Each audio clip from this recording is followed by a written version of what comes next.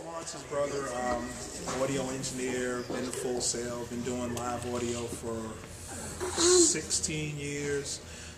Done a lot of national recording artists, acts, gospel and secular, just about every genre. A little bit about me.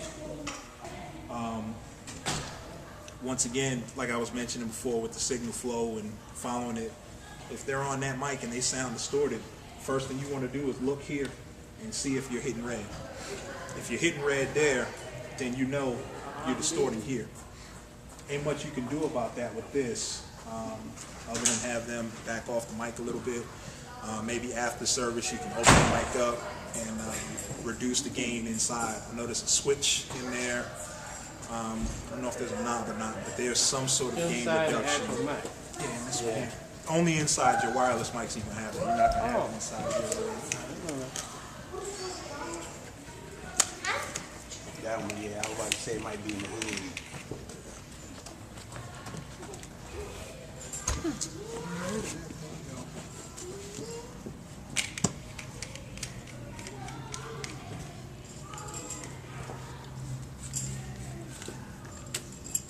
Yeah, got a little switch in there. You can go from -10 to 0.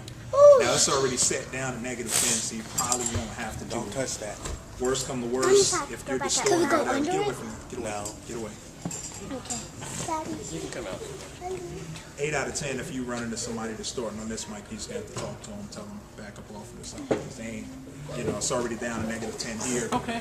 And that's if it's distorting here. Now, if it's just distorting at the board, you've got gain all day and pad that you can use to reduce that. Something else you got on this board is your high pass filter. So it's going to filter out your low frequencies. It's set at 80 hertz. Any mic that you have that's not an instrument, that's a person speaking, you're going to use that. It's going to cut out some of that low end background noise. It's not going to get rid of all of it. It's going to take out from 80 hertz on down. So that's something good to do. One thing with this EQ, the middle band, when you got your highs and you got your lows, your two knobs in the middle, the top one actually selects the frequency that you're adjusting, and the bottom one boosts or cuts that frequency. Going a little further into frequencies, your frequencies are going to be from 20 hertz to 20,000 hertz. And that's pretty much what you hear in your ear. You've got the same thing coming through the system. If you're ever dealing with feedback,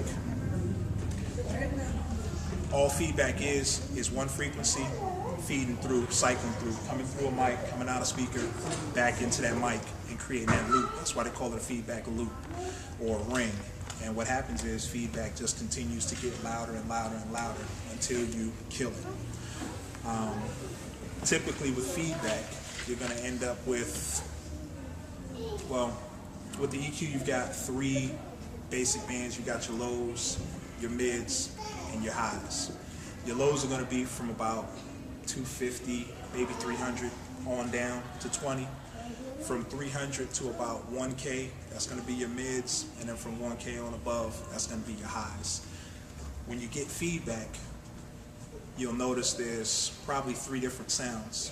Your low feedback will be a rumble, just or something like that. Your higher feedback will be like a real high whistle. And then your mid-range feedback is probably what you hear most of. It's going to be a kind of sound. When you get that, once again, like I mentioned, I don't know if I told y'all this before, I think Monte has though.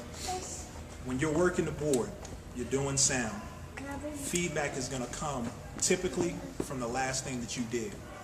So if praise and worship is going, everything's fine, and then they say, I can't hear the monitors, and you say, all right, well, let me turn her up in the monitor. And you turn her up in the monitor, then it starts ringing. Obviously, turning her up is what caused the feedback. But at that time, before you turn it back down, the first thing you want to do is listen and figure out, is that a low, a mid, or a high? Then at that point, kill the feedback, which is going to be drop that particular channel out of whatever it was in and then bring it back in.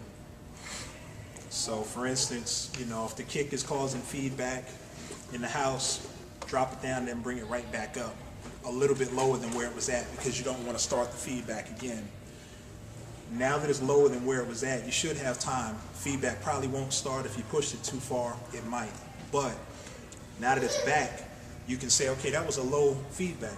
Let me pull a little bit of lows out of this kick.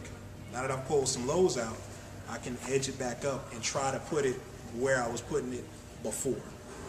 Same thing with the monitors. Go ahead. Can you tell us about how the two knobs control, like selecting the actual frequency? Yeah, the top one selects it and the bottom one boosts it or cuts it. And if you'll notice, the low frequency is 250 and the highest frequency is 5K. And there's no numbers in between, but you can just kind of guess. You know, you can kind of guess where it's at or listen. But you know, my guess would be 1K would be about straight up. Can't say for sure, but that would be my guess. So if you're trying to, but anyway, if you're trying to eliminate highs, you would just knock the highs down a little bit. If you're trying to eliminate lows, knock the lows down a little bit. And then if you're trying to get rid of mids, maybe turn it a little bit to the mid side and bring it down a little bit. And then, you know, try to go back where you were going. You know, if you were trying to give more of whatever before it started ringing, once you've taken the feedback out of it, then you can try to push it up a little bit more and see if you can get to where you were going. EQing in general, aside from feedback, there's going to be two ways to do everything. When you listen to something, it may sound muddy or just unclear. Typically, if something sounds unclear, there's not enough highs or too much bass. Either way, if you correct either problem, you'll fix it. So if it's muddy, you can pull the bass out, which will let the highs stand out a little bit and make it sound clearer. I normally start with the bass first. Yeah, and I mean, it's all up to you whether you like to add or subtract stuff. Me, particularly when I'm dealing with EQing, I'll most likely take stuff out. So if I've got something that sounds muddy, I'm going to take the bass out. But, you know, if you want, you can turn the highs up. That'll clean it up too. Same thing, vice versa. If it's just way too bright, just, you know, so bright that it's piercing or whatever, you can turn the bass up, which will bring some low end in and warm it up and make it sound more pleasant, or you can take some of the highs out and tone it down that way. So with the EQ, I mean, there's two ways to do everything, and when you're running sound, there's two ways to do everything.